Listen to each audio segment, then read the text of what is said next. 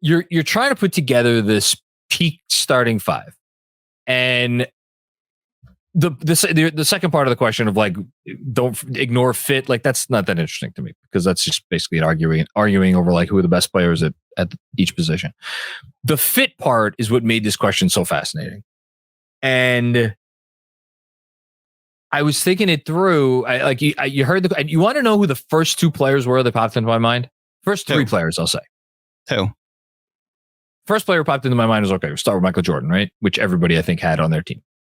And I think it's notable. And I think if you're crafting a GOAT argument for Jordan versus LeBron or Kareem or whoever, I do think it's notable that, like, you all, well, no, you didn't. You were aggrieved apparently that LeBron James didn't get mentioned. But like, I thought of LeBron, but in my mind wasn't to be, oh, well, LeBron obviously has to be on this team. I actually think a lot of people would argue, well, maybe LeBron doesn't have to be on the team because he's not as gifted a dominant, like, one-on-one scorer, and his value off the ball maybe isn't as high as like some other.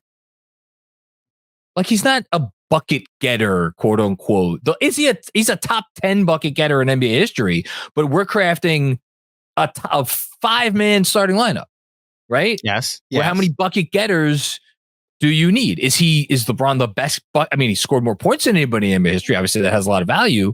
But like, I put him below like Jordan, for instance, as a bucket getter. I put him below another one of the first three guys that I thought of, Shaquille O'Neal, in his prime as a bucket getter, as all of you said, different version of Shaq in 2000. Nobody could do anything with. You know, you want to throw maybe a peak KD season in there. You want to throw even maybe a peak Kobe season in there. Steph got a lot of love from you guys. Like, he's another guy at his best. He was a better bucket getter than LeBron in terms of the ways that he could bend a defense. So from that perspective, I don't know that LeBron is as necessary an addition to the team as Jordan. Am I making sense, or am I just completely talking out of my ass? I hear your argument. I just disagree with it.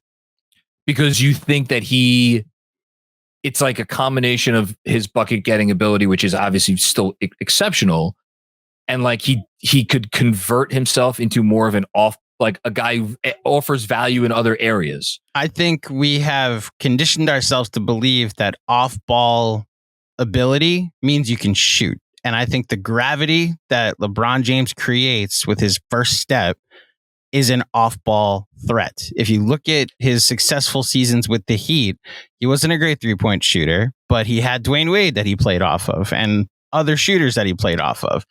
And so Kyrie was a shooter that he played off of, a bucket getter that he got off of. And it would work the same way if he's playing next to Michael Jordan. It's the exact same philosophy. So then the question becomes, are those two guys the offensive tent poles of your team?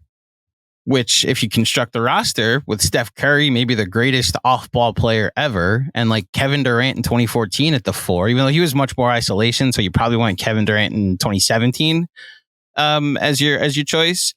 And then the center becomes more interesting because you probably over history have a traditional dunker spot post-game center and not a stretch 5. But I think you could probably figure it out if you put 2000 Shaquille O'Neal on the team. I agree with you that this is where the conversation gets interesting. I'm happy you brought up the name Kevin Durant because he was the guy, and I didn't say the third. You're never going to guess the third name that popped it. Again, this is not rational. I'm not saying he should be on this team. But after Michael Jordan and Shaquille O'Neal, you want to know take a guess who the third name that popped into my mind was? Well, my thought was that Magic needed to get brought up more. So I'm going to get back to Magic in a second. But who do you think that he was not the third name? Is there a position that I need to think of? He could play any position except center. He could play any position except center. You going to Moses? You going to Tim Duncan? No, Tim Duncan could play center. No, that Moses was a center. Tim Duncan was a center. Right. So that's why I'm trying to. Any position other than center. He was effectively the point guard for his teams, even though his teams, by the virtue of the offensive system that they ran, did not really have a true point guard. I kind of just gave it away. Now you're throwing me. Who is it? Scottie Pippen. So I thought you might be Pippen, but okay. Because I was thinking to myself again, and maybe it's because I was listening to the pod either right after or right before I watched Team USA's first game, which we should say that they're playing their second game. And last I checked, they were blowing the hell out of South Sudan. I'm assuming they're still blowing out South Sudan.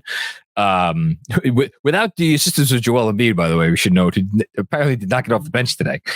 But I was thinking about this as Jason Tatum for Team USA, who is a top 10 NBA player, who was the, again, preeminent, maybe not preeminent bucket getter on a world champion Celtics team that just dominated the postseason and the regular season, because Jaylen Brown maybe took that mantle a little bit away from him over the course of the playoffs. But Tatum certainly had the ball in his hands the most on the team that won the title. And on this roster, he could not get off the bench, at least in game one. Now, he started game two and played a lot of minutes in game two and kind of fit himself into a different role, which speaks to maybe his versatility. But I thought it just made me think how you could be a top 10 player. You can even be a top 5 player. Jalen Brunson, a great example. And like Benji tweeted something to this effect, and I'll say it flatly right here. If Jalen Brunson was on Team USA, I don't think he would be getting any time. And we don't need to go into why that is. It should be obvious. So I was thinking to myself, all right, well, if you're constructing this all-time perfect 5-man unit, who is the greatest complementary player in the history of the league?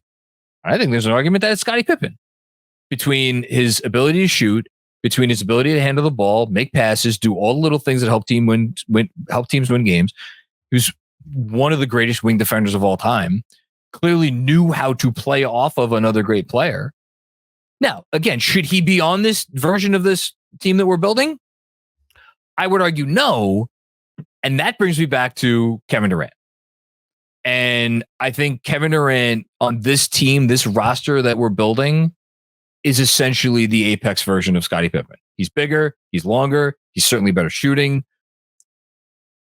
Pippen gets the playmaking nod over Durant, but I think it's not by such a degree that Durant, like the other things that Durant does well, are outweighed by the one thing I will say is defense. Pippen is an all-time defender, and Durant is just not on that level. But when he has needed to dial it up defensively over the course of his career, and again, he has the length and the agility and the everything that you need to do to be able to dial it up, he can. So I'm almost at the point of like, not that does Durant need to be on this team, but I think he should get a lot more conversation or consideration than you guys gave. I had him on my team. You had him on your team. Yeah. And Benji and Jeremy considered him, but they went with Tim Duncan, which is not a crazy thing to say. And this is where we get into eras and how much would having two non-spacing bigs. And again, if you're going to put LeBron James on one of these teams with Duncan and a traditional center, like, you're really giving teams an out in terms of being able to pack the paint. Like, how much should that matter? I think there's two sides of the ball. I think sure, LeBron has proven he can play in any era. Like, is currently just made second team All NBA as certainly close to 40% 3-point shooter in 2024. So his ability to play off ball in any era is fine with me.